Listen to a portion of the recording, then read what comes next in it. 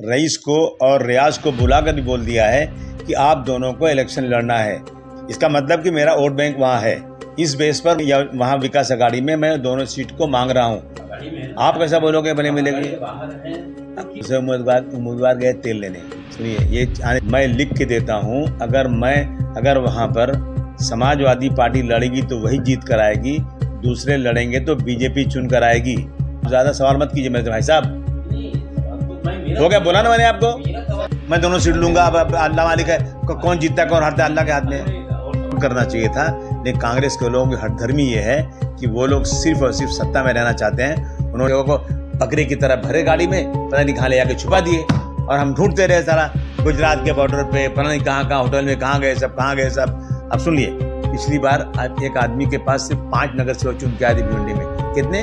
5 नगर सेवक वाले को कम से कम 46-47 नगर सेवक चाहिए मेयर बनाने के लिए, लेकिन उससे क्या किया? सबको खरीद लिया और पूरे कांग्रेस के दूसरे पार्टियों के सब बिक गए, और फिर उसने मेयर बना लिया। फोन आया, नोटिस भेजा उन्होंने, फिर रईस का फोन आया कि मैं पुलिस चौकी पे खड़ा हूँ, हसन भाई मत आइए। O2 Organics presents the grand festive sale of the year।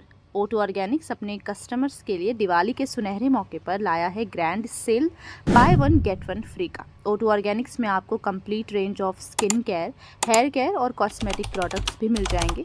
ये सेल 5 अक्टूबर से 15 अक्टूबर तक रहने वाला है, तो इस ऑफर का फ़ायदा ज़रूर उठाइए और विजिट कीजिए O2 Organics। एड्रेस और कॉन्टैक्ट नंबर स्क्रीन पर दिया गया है।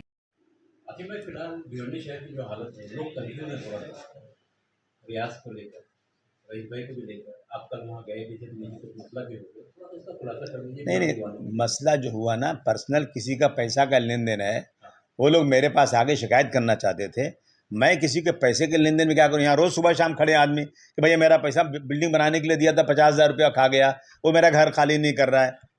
That is not my duty. मगर मैं कोशिश कर सकता हूँ बुला के 2 लोग को समझाऊँ। तो वो शिकायत करने आ रहा था, जिसकी शिकायत करने आ रहा था वो नहीं चाहता था कि ऊपर चढ़ के जाए वो। तो आपस में टिक टिक उनकी हो रही थी वहाँ पे, और कोई बात नहीं, पॉलिटिकल कोई चीज़ नहीं थी।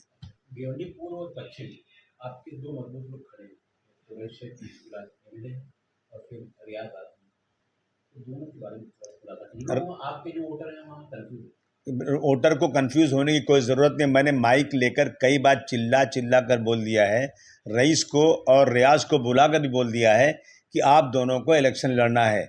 मैं भिवंडी में बगैर किसी अलायंस के, कांग्रेस भी लड़ी थी और भी लड़े थे, उसके बाद भी मैं दोनों सीट चुन कर आ चुका हूँ। इसका मतलब कि मेरा वोट बैंक वहाँ है। इस बेस पर मैं अपना इंडिया अलायंस में या वहाँ विकास अघाड़ी में मैं दोनों सीट को मांग रहा हूँ, रिक्वेस्ट कर रहा हूँ कि भाई मुझे दोनों सीट दे दीजिए। एक सीट आप कैसे फैसला कर सकते? नहीं मिलेगी। आप कैसा बोलोगे भले मिलेगी? अघाड़ी में हूँ तो ही मिलेगी ना, बाहर कैसे मिलेगी? अरे भाई साहब, दूसरे उम्मीदवार गए तेल लेने। सुनिए, ये आने दीजिए, समझे आपने?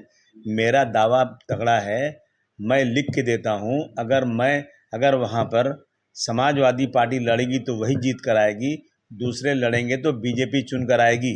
इसलिए मैं नहीं चाहता हूँ कि सेकुलर वोटों का बंटवारा हो और भिवंडी में फिरका परस्त पार्टियाँ चुन कर आती आएँ। मैं रिक्वेस्ट करूँगा मेरे तमाम अघाड़ी के साथियों से कि मेहरबानी करो, तुम 288 में मुझे अगर 50 सीट भी दे दोगे तो मैं नहीं लूँगा। क्यों? कि मैं जिन सीटों पर चुन के आ सकता हूँ वही सीटें मैं लूँगा। मैं मांगूंगा, सीट मुझे मिलेगी और मैं दोनों सीट लड़ूंगा। आप ज़्यादा सवाल मत कीजिए मेरे भाई साहब। हो गया, बोला ना मैंने आपको, बोलूँगा। अरे यार, आपसे मैं कह रहा हूँ कि मैं दोनों सीट लड़ूंगा, मैं दोनों सीट लूंगा। अब अल्लाह मालिक है, कौन जीतता है कौन हारता है अल्लाह के हाथ में। और सवाल है, समाजवादी के पहली बार नगर सेवक कितने थे? पहली बार मुझे याद नहीं है, बस 17 भी थे, एक बार 18। अभी हाँ हिस्ट्री लेकर नहीं बैठा हूँ मैं, लेकिन 17-18 भी थे। आपके जो मतदाता हैं वो जानना चाहिए। मतदाता जानते हैं, जो मतदाता वहाँ के हैं उनको मालूम है कितने। मेरे पास अभी लिस्ट नहीं है, लेकिन मैं 17-18 नगर सेवक चुन के आया था। भिवंडी में सबसे बड़ी पार्टी, सबसे ज़्यादा नगर सेवक समाजवादी पार्टी के थे। इसलिए कांग्रेस को मुझे सपोर्ट करना चाहिए था, लेकिन कांग्रेस के लोगों की हठधर्मी ये है कि वो लोग सिर्फ और सिर्फ सत्ता में रहना चाहते हैं। उन्होंने कहा कि हम शिवसेना से हाथ मिलाने जा रहे हैं। तो भिवंडी के लोगों ने मुझसे कहा, आसिम भाई ये लोग नहीं मानते हैं, ये लोग शिवसेना को ला देंगे। अगर आप खुदा के वास्ते थोड़ा सब्र कर लोगे और 2.5 साल इनको दे दोगे तो 2.5 साल बाद हम इनको दिलाएंगे। तो हमने दे दिया। जो बड़ी पार्टी सबसे थी समाजवादी, उसने कहा कि नहीं, हमें यकीन नहीं, हमें कोर्ट के स्टैम्प पेपर पर लिख के दो। पहली बार शायद हुआ होगा। तो उन लोगों ने मेरे पास आज स्टैम्प पेपर रखा है, चाहिए तो मैं आपको कॉपी भेज देता हूँ।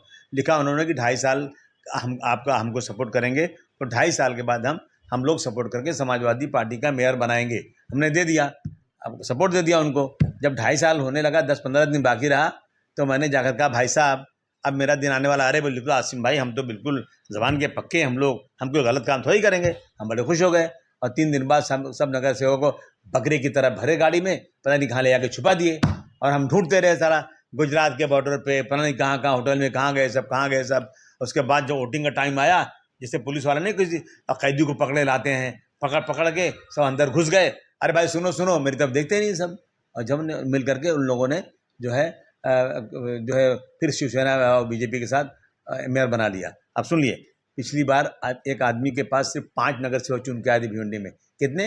5 नगर सेवक वाले को कम से कम 46-47 नगर सेवक चाहिए मेयर बनाने के लिए। लेकिन उसने क्या किया, सबको खरीद लिया और पूरे कांग्रेस के दूसरे पार्टियों के सब बिक गए और फिर उसने मेयर बना लिया। भिवंडी में ये चलन जो है ना बहुत ख़राब है। इस चलन को दूर करना चाहिए। जनता को देखना चाहिए कौन लोग हैं जो सिर्फ और सिर्फ पैसे की बदौलत टूटते हैं और जो है पार्टी की व्हिप को नहीं मानते। ये भिवंडी में बहुत दिनों से जारी है, उसको तोड़ना चाहिए। सर 22 स्कूल में जो ओपनिंग को महानगर पालिका ने अवैध बताया था, उस पर आपकी क्या प्रतिक्रिया है? देखिए, ऐसा उसको रईस को उसके बारे में ज़्यादा मालूमात है, लेकिन उस पर कोई अवैध नहीं होता है। लेकिन क्या आरएसएस और बीजेपी का दबाव इतना ज़्यादा आया कि सत्ता पक्ष के लोगों ने दबाव डाला, इसलिए उसको रोकना पड़ा। वरना ऐसी स्कूल की कितनी ओपनिंग हो चुकी है। आसिम भाई, उस दिन आप नहीं आए। मैं तैयार बैठा था आने के लिए, मुझे कमिश्नर का फ़ोन आया कि मत आइए। उसके बाद मुझे जो है म्यूनसिपल कमिश्नर का फ़ोन आया, नोटिस भेजा उन्होंने। फिर रईस का फ़ोन आया कि मैं पुलिस चौकी पे खड़ा हूँ, आसिम भाई मत आइए आप। Thank you.